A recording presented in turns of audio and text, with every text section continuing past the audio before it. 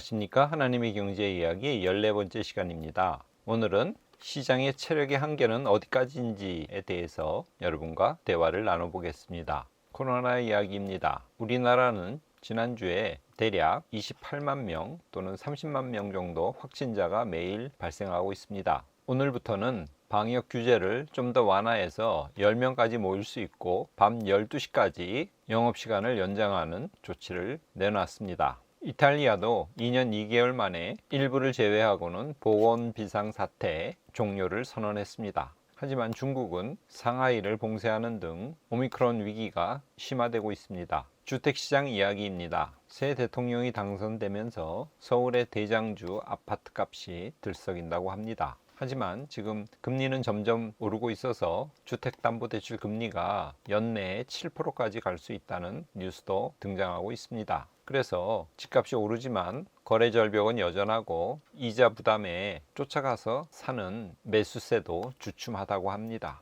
서울 브랜드 대단지조차도 첫 미계약이 발생했습니다. 대통령 인수위원회는 다주택자에게 테러를 열어주는 의미에서 4월부터 1년간 양도세 중과 배제하기로 결정했습니다. IMF는 지난달 28일 한국의 가계빚과 주택가격을 엄중히 체크하고 더 이상 오르지 않도록 경계해야 된다는 연례협의 결과 보고서를 제출했습니다. 미국의 바이든 대통령이 푸틴은 권좌에 머물러서는 안 된다고 하는 발언이 파장을 일으키고 있습니다. 프랑스 대통령 마크롱은 긴장을 고조시켜서는 안 된다고 비판을 했습니다. 이에 대해 러시아는 바이든의 발언이 우려스럽다면서 면밀히 주시할 것이라고 대응했습니다. 러시아와 우크라이나 사이에 협상이 계속 진행되고 있습니다. 서로 밀고 땡기고 기싸움이 치열합니다. 그런 가운데 미국은 러시아에 대해서 추가 제재를 내놨습니다. 푸틴은 이에 맞서서 천연가스를 루블화로 결제하도록 요청했습니다. 이에 응하지 않을 경우 천연가스 공급을 끊겠다고 선언했습니다. 그러자 유럽 증시가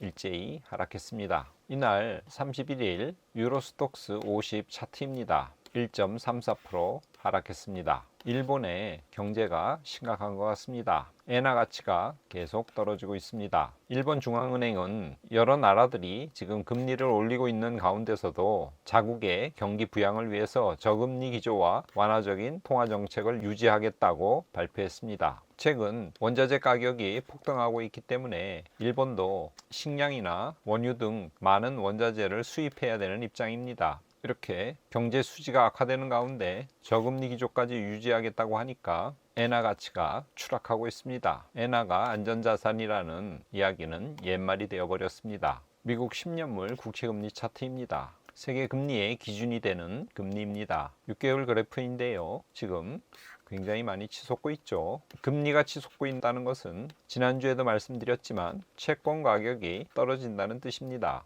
20년짜리 채권을 사고 팔 수 있도록 ETF로 만들어 놓은 상품 TLT입니다. 이 ETF가 지난 12월 3일 154달러 고점을 찍고 4개월 만에 132달러로 하락했습니다. 무려 14%나 가격이 떨어졌습니다. 단기간에 가격이 급락해서 지금 채권 시장이 난리가 난 상태입니다. 지난주에 채권 10년물과 2년물의 차이인 장단기 금리가 마이너스로 돌아섰습니다. 이것은 10년물보다 단기물인 2년물 금리가 더 높다는 뜻입니다. 10년을 내다보고 빌려주는 상품과 2년을 내다보고 빌려주는 상품 사이에 당연히 10년을 내다보고 빌려주는 채권의 금리가 더 높아야 됩니다. 왜냐하면 10년 후에 무슨 일이 일어날지 모르기 때문에 리스크가 더 크기 때문에 그렇습니다. 그런데 2년물 금리가 더 높다는 것은 장래의 경기가 안 좋다는 뜻입니다. 이렇게 역사적으로 10년물과 2년물의 장단기 금리 차 역전이 벌어지면 경제 위기가 발생했습니다. 여기 음영으로 칠해 놓은 이 부분들이 경제 위기가 발생한 구간입니다. 1981년부터 그래프인데요. 80년대에도 경제 위기가 왔고 90년 초에 이라크 전쟁이 발생하면서 유가가 폭등하고 미국에서 저축 대부조와 부도 사태가 발생하면서 경제 위기가 발생했습니다. 2000년대에는 닷컴 버블이 발생했고요. 2007년, 2008년에는 리먼 브러더스 세계 금융위기 사태가 발생했습니다. 그리고 2019년 장단기 금리차가 제로가 되고 얼마 안 있어서 코로나 위기가 발생했죠. 이번에 또 장단기 금리차가 마이너스로 돌아섰습니다. 그래서 많은 전문가들이 경제 위기가 올 것을 우려하고 있습니다. 이렇게 장단기 금리차 역전에 스태그플레이션 발생하는 것 아닌가 하는 우려가 시장에 점점 확대되고 있습니다. 그렇지만 역사적으로 장단기 금리 역전은 연준이 금리 인상을 상당히 진행한 후에 발생했는데, 이번에는 한 차례밖에 금리 인상을 하지 않았는데 장단기 금리차가 일어났습니다. 그래서 연준의 긴축 강도와 속도를 너무 과도하게 선반영해서 단기금리가 일시적으로 지금 너무 많이 상승해서 장단기 금리차가 발생한 것 아닌가 하는 의견도 있습니다.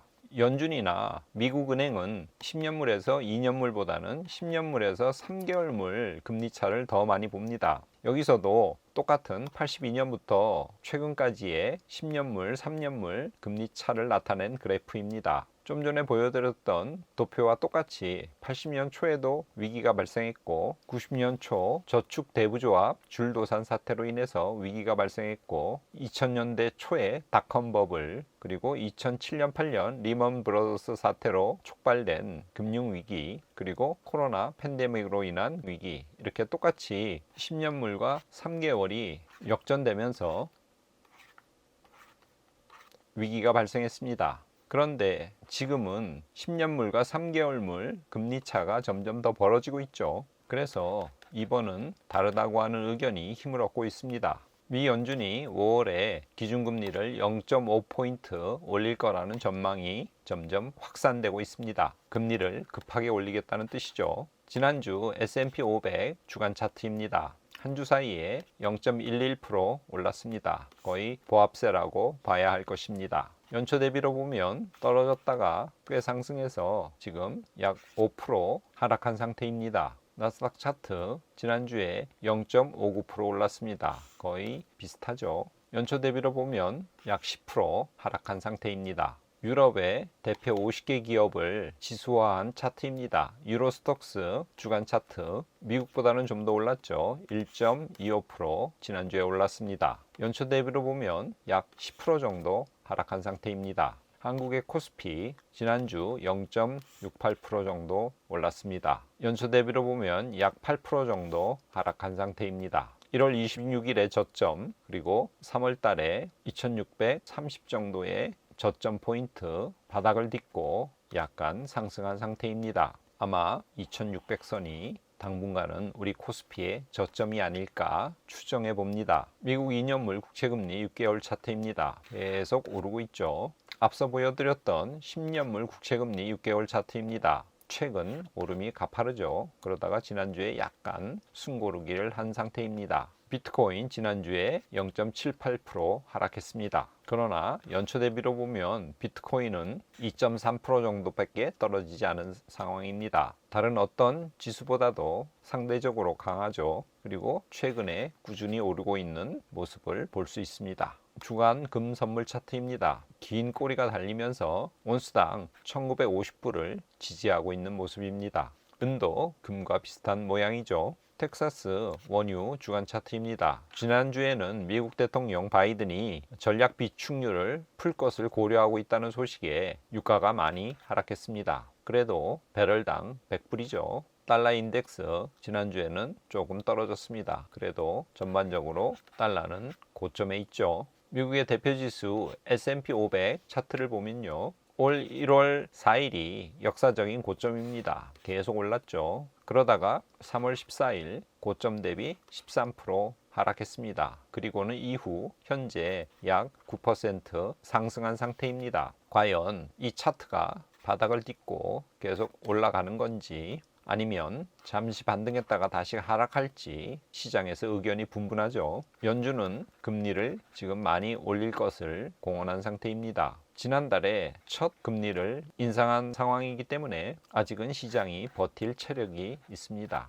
그런데 여러 번 금리 인상이 예고된 상황이죠. 과연 시장의 체력이 어디까지인지 잘 주시해 봐야 됩니다. 시장 체력의 한계 어디까지인지 정리해 보겠습니다. 러시아 우크라이나 간 평화 협상이 진행되고 있습니다. 양측은 치열한 기싸움을 벌이고 있죠. 현재로서는 쉽게 끝날 것 같지 않다는 느낌입니다. 현재 미국 실업률은 3.8%로 거의 완전 고용 상태입니다. 그리고 작년 GDP 성장률이 5.7%였습니다. 미국이 보통 2% 정도 성장을 하는데 5.7%라는 것은 어마어마하죠. 미국의 경제 체력은 굉장히 양호하다고 볼 수 있습니다. 지난주에 국채 10년물과 2년물 금리가 역전되었습니다. 장단기 금리차 역전은 경기 침체가 올 것이라는 신호입니다. 그런데 문제는 언제 올지 모른다는 것입니다. 짧게는 6개월에서 8개월, 길게는 2년 또는 2년 6개월에 통계적으로 시장이 무너졌습니다. 과거에는 금리를 한참 올린 후에 장단기 금리차 역전이 발생했는데 지금은 시작 초입에서 발생했습니다. 아마도 연준이 앞으로 8, 9차례 금리 인상을 하겠다고 하는 그 사실을 시장이 선반영해서 단기 금리가 급격히 오른 것 아닌가 그렇게 추정되고요. 그래서 이번 장단기 금리 차는 과거와는 다르다는 의견이 나름대로 설득력을 얻고 있습니다.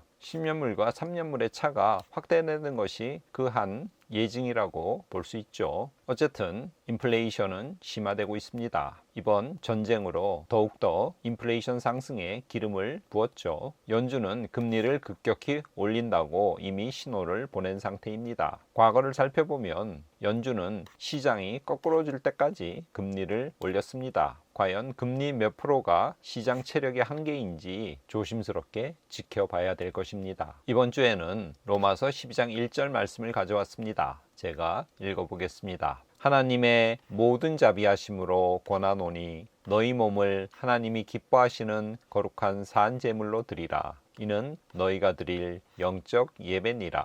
지난주에 언급했듯이 로마서 12장부터 바울은 윤리를 다루고 있습니다. 오늘은 그 첫 구절입니다. 바울은 로마 교인들에게 권하고 있는데요. 그 권면의 근거는 하나님의 자비하심입니다. 하나님께서 엄격한 잣대로 우리 인간을 평가하면 살아남아 있을 사람은 한 사람도 없을 것입니다. 하나님은 자비하시기 때문에, 사랑의 하나님이시기 때문에 인간의 죄를 쉬이 잊어버리시고 또는 알더라도 짐짓 모른 채 하시는 분입니다. 그렇기 때문에 우리가 이렇게 살아남을 수 있는 것이죠. 예수 그리스도께서는 자신이 손수 제물이 되심으로 십자가 사건 이후에 이제는 더 이상 제사는 불필요합니다. 그래서 하나님이 원하시는 바는 피 흘리는 짐승을 드리는 것이 아니라 우리 자신을 거룩한 산제물로 드리는 것입니다. 다시 말해 우리가 거룩한 삶을 사는 것, 그것이 하나님께서 원하시는 제사입니다. 바울은 이를 영적 예배라고 표현하고 있습니다. 유대인들의 형식적인 예배가 아니라 영적 예배를 바라시는 하나님의 마음을 헤아리면서 우리 하나님의 경제 이야기 시청자 여러분들은 이번 한 주도 늘 하나님과 동행하시기를 바랍니다. 오늘은 이것으로 마치겠습니다. 감사합니다.